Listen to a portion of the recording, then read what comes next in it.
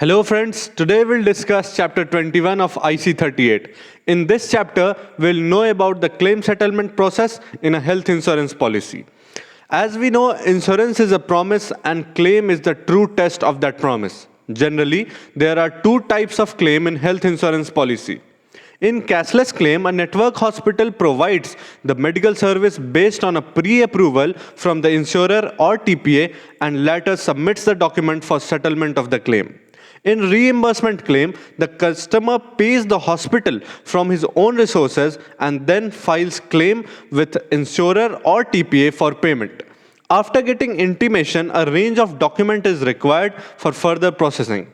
These documents are discharge summary. It gives the complete information about the condition of the patient and treatment. Investigation reports. It helps in comparing the diagnosis and the treatment. Third, consolidated and detailed reports. It decides what needs to be paid under the policy. Fourth, receipt for payment. To claim the amount, one requires formal receipt of amount paid. Fifth, claim form. It is the formal and legal request for processing the claim which is duly signed by customer.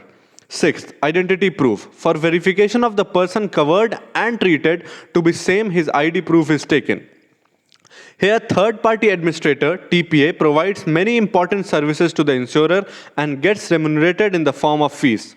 If a fraud is suspected by insurance company, in case of insurance claim, it is sent for investigation. Investigation of a claim could be done in-house by an insurer or TPA or be entrusted to a professional investigation agency.